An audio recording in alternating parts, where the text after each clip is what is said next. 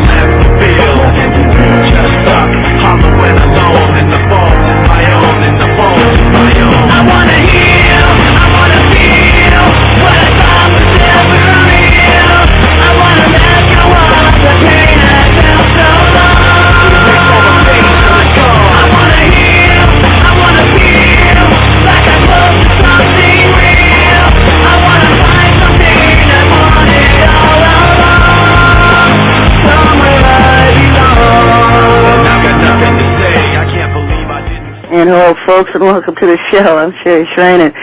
This week, because of the various posts I've made on the blogger, I've gotten a good amount of emails from those who read it, and it's been funny getting to know some of you who are out there that I've never heard from before, and I appreciate your comments and support.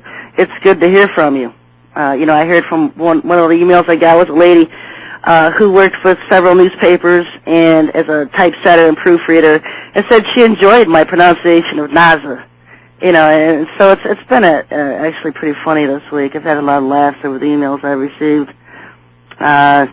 One of the things I did want to bring up right off the bat and set the record straight on is because I heard from someone this week about the whole issue of Pastor Harry thing, and I hate bringing this thing up, but lest I offend someone out there, I'll set the record straight on why I allowed him to call himself Pastor Harry when he's not a licensed pastor.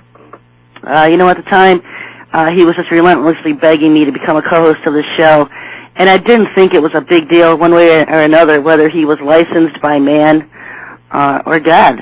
What does it mean to be licensed by a pastor? By one of the cemeteries of the dead that are out there today turning out our pastors.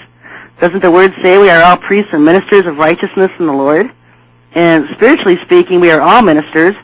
But technically speaking, one is required to be licensed by a seminary or pay anywhere from $5 to $50 to be licensed by the state as a pastor or a religious institution posing as one.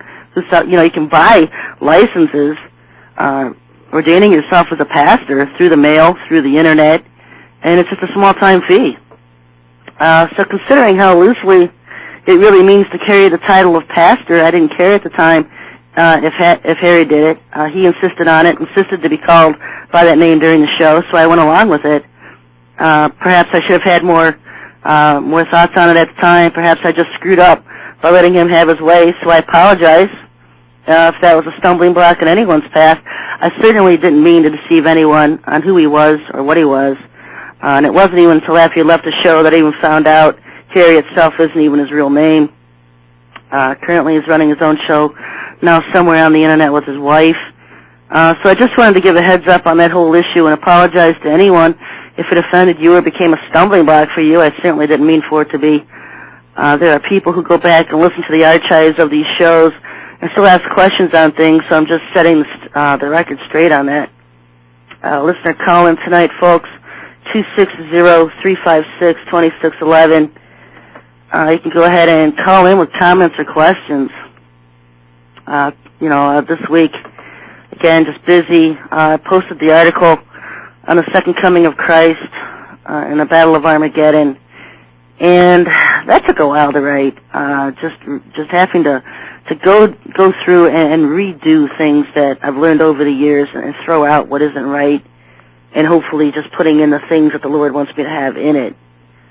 I'm not saying it's an all-inclusive article on everything that will happen, but definitely, from what I wrote several years ago, quite an improvement. I think I've hit just about every prophet's scriptures on it, what they had to say about it, and trying to give you an idea of exactly what his second coming is going to be like. Some of you think it's a spiritual, some of you think it's literal, and like I've said, I'm a literalist, and I really do believe he's coming back literally. And so that's my take on it. He hasn't led me anywhere else on that.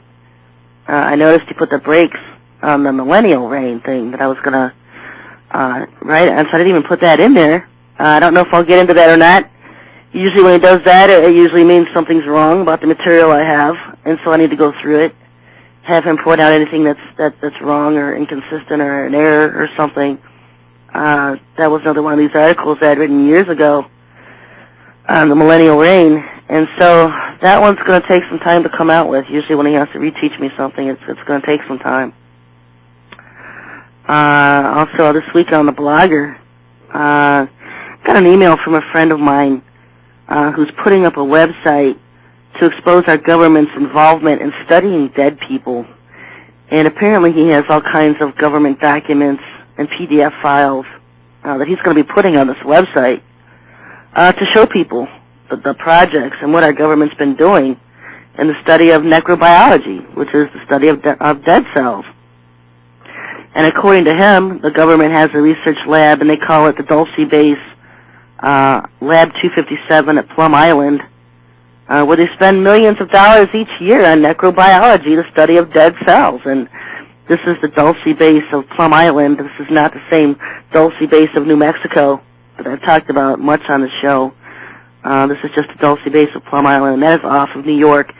And as soon as I posted this blog on it, got several emails from readers very familiar with Plum Island. They're from the New York area, or just indirectly had been involved with the island itself. Everybody telling me the same thing. It's a very evil island, someplace where they do a lot of their biology experiments. So this should be interesting. You know, I'm looking forward to him putting up this website. You know, I've been talking about zombies and how they're going to come into play in the last days. And a lot of you read that part on my blog that I posted last week about Nostradamus had a quatrain on zombies. And as soon as I put that link on my blog, I guess his website went down. The website with Nostradamus' quatrain on it. And so I haven't been back to see if it's up. But all I've heard is that it's been taken down. And so, you know, this is something that I've just been seeing for the last couple of years that the Lord has showed me, that so many things coming into play, so many horrors all at once. People don't even know what direction they're coming in. They're coming in all of them. You know, we're going to have cannibalistic aliens here. They're giants. You're going to have zombies, these automatons, and like I've stated, what exactly is an automaton to a Hebrew in the Hebrew language? You know, is it a chip-implanted soldier that has no control over his brain, that is just totally emotionless, does what he's led to do by whatever they tell him to do through his chip? Or is it one of these soul scalpers